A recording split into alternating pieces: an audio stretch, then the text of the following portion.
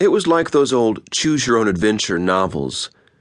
You are primary unit commander of the Lazarian Galaxy Rapid Response Team. Well, no. Not that adventure. This adventure started, you are a respectable college professor and the director of the prestigious Lighthouse MFA program of Casco Bay College in southern Maine. You've had one hell of a day and you just want to go home and enjoy a glass of wine and a nice meal with your lover. Sort of lover. Police Chief Max Prescott.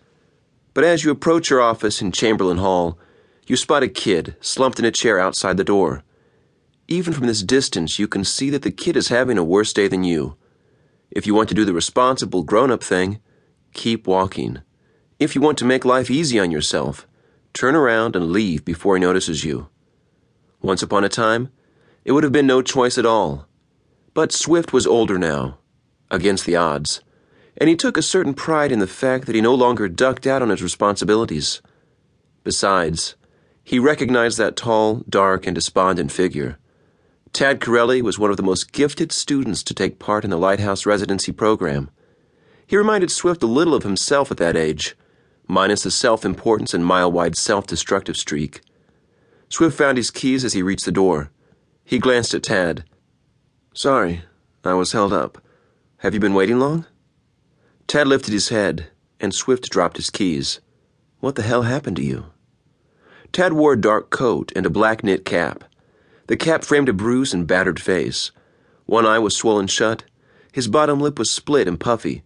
There was a crust of blood beneath one nostril. He bent painfully and retrieved Swift's keys. Swift took them automatically, still staring. "I'm okay," Tad mumbled. He looked at the door, clearly waiting for Swift to open it, and Swift shoved the keys in the lock and pushed the door open. His office was a comfortable clutter of books and plants and old posters.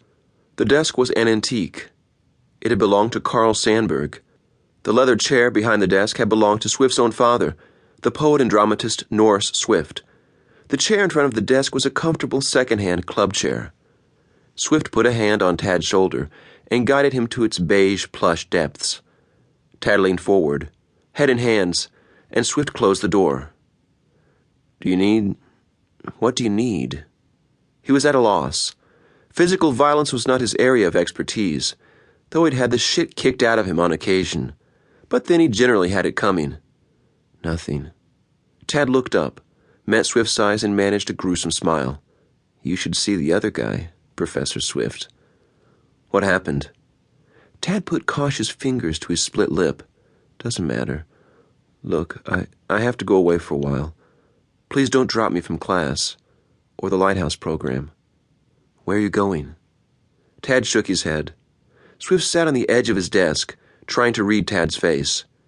"It can't have been much of a fight. Your knuckles aren't banged up." "Please, what?" Tad said pleadingly, "I just have to get away for a little while. I'm not dropping out. I just need time to get myself together. Just a couple of weeks or so." Swift said slowly, "Okay." At Tad's look of surprise, Swift said, "I'm not going to drop you, Tad. I want you in the program. But why don't you tell me what's going on? I might be able to help." "No one can help." Tad closed his eyes, struggled with his emotions. So much pain there. But then being young was a painful state. "Is there anything you need? Do you have money? A place to stay?"